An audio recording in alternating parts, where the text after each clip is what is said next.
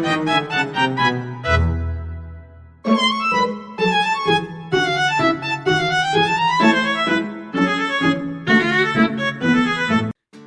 teman-teman, di sini kita akan belajar tentang sistem reproduksi manusia pada wanita. Yuk disimak penjelasannya. Nah, buat teman-teman, Abah udah tahu nih apa sih sistem reproduksi pada wanita? Sistem reproduksi pada wanita adalah sekumpulan organ internal dan eksternal yang berperan dalam aktivitas seksual, kesuburan, menstruasi, kehamilan, dan juga melahirkan. Setelah mendengarkan penjelasan tentang sistem reproduksi pada wanita, apakah kalian udah tahu ada berapa sih sistem reproduksi pada wanita itu? Sistem reproduksi pada wanita dibagi menjadi dua. Yang pertama bagian dalam, yang kedua bagian luar. Untuk kali ini kita akan membahas terlebih dahulu bagian dalam. Yuk simak penjelasannya. Gambar organ apa ya itu? Kalian pada tahu nggak? Nah, buat kalian yang udah nebak dan ternyata benar, itu adalah ovarium. Ovarium merupakan sepasang organ kecil berbentuk oval yang terletak di sisi kanan dan kiri rahim. Fungsinya adalah menghasilkan sel telur atau ovum dan hormon-hormon reproduksi utama, yaitu estrogen dan progesteron.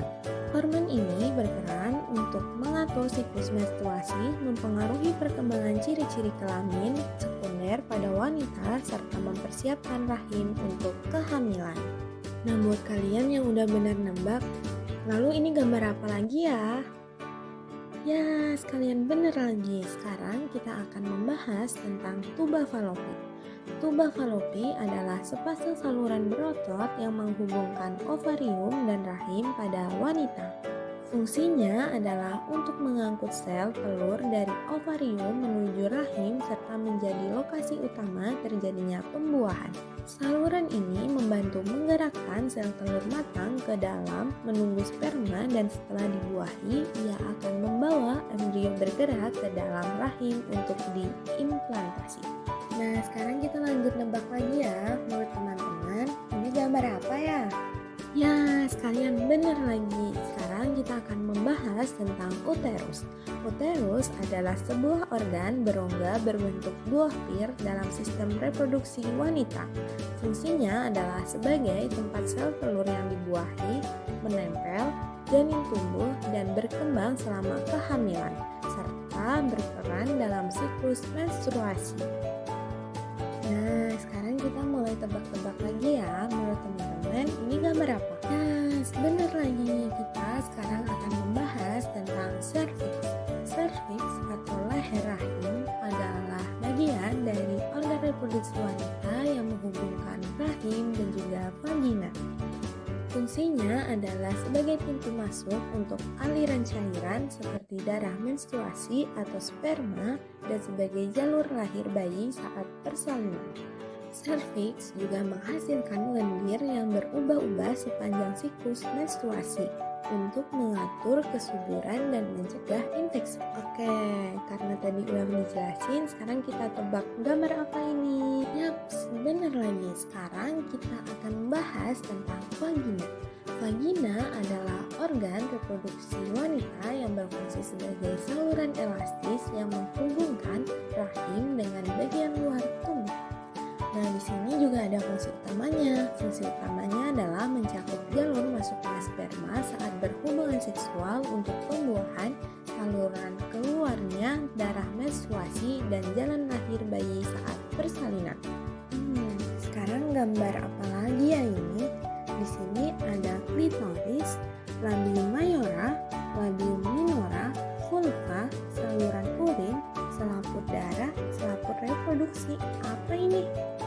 Yaps, benar sekali. Di sini kita akan membahas tentang gambar anatomi vulva dan juga labium.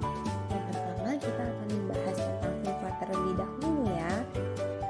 Vulva adalah bagian luar dari alat kelamin wanita yang mencakup labia mayora, labia minora, klitoris, dan lubang vagina serta uretra. Istilah ini seringkali salah digunakan untuk menyebut vagina, yang sebenarnya adalah saluran yang lebih dalam dan terletak di dalam vulva.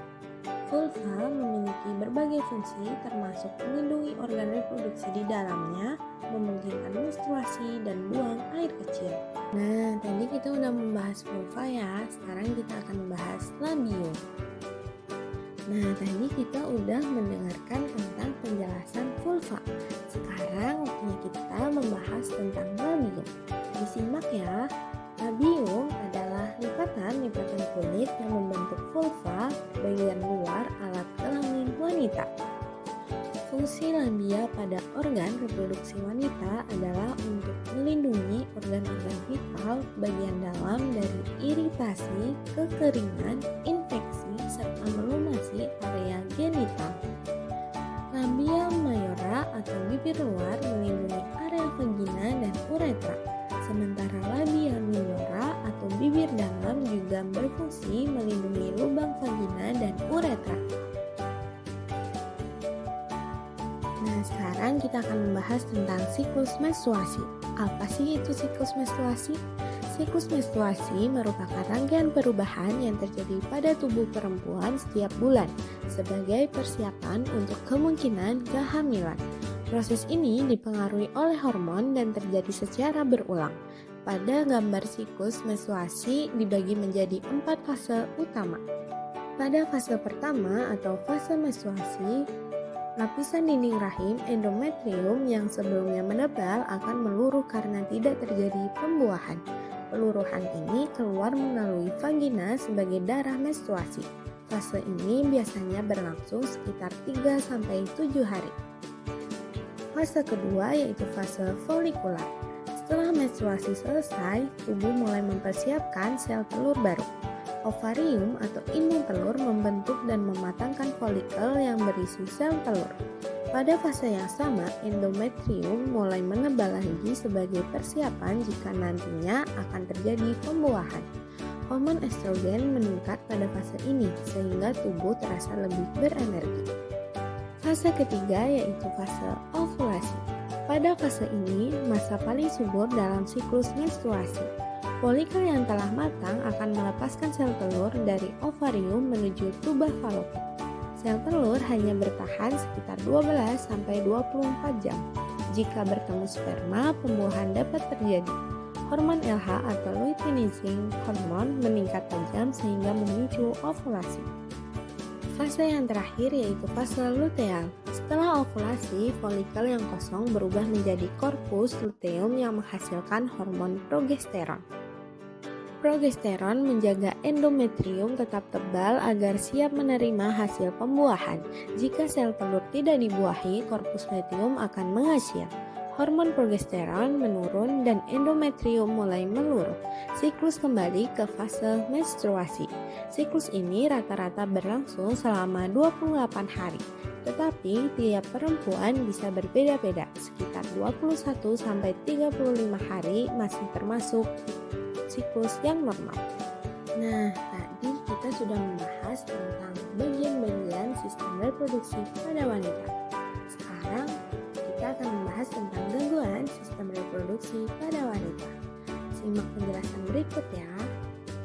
Yang pertama, menstruasi tidak teratur. Menstruasi bisa datang lebih cepat, lebih lambat, atau bahkan tidak datang sama sekali. Kondisi ini biasanya dipengaruhi oleh hormon yang tidak seimbang, stres, pola makan tidak sehat, atau gangguan pada organ reproduksi. Yang kedua yaitu kanker serviks. Kanker yang tumbuh di bagian leher rahim. Gangguan kedua yaitu kanker serviks. Kanker yang tumbuh di bagian leher rahim atau serviks, penyebab utamanya adalah infeksi HPV, human papilloma virus. Jika tidak dideteksi sejak dini, sel kanker ini dapat menyebar dan sangat membahayakan kesehatan wanita. Pemeriksaan Pap smear dan vaksin HPV sangat membantu untuk mencegah terjadinya kanker serviks. Gangguan ketiga yaitu kanker ovarium.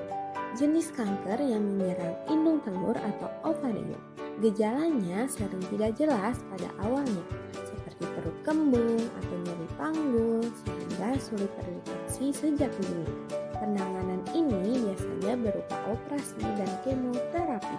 Gangguan keempat yaitu endometriosis. Jaringan mirip lapisan dinding rahim atau endometrium tumbuh di luar rahim, misalnya di ovarium atau saluran tuba. Kondisi ini menimbulkan rasa nyeri hebat saat menstruasi dan bisa menyebabkan sulit hamil jika tidak ditangani. Dan yang terakhir, gangguan kelima atau PCOS, Polycystic Ovary Syndrome. Gangguan hormon yang menyebabkan ovarium memiliki banyak kista kecil.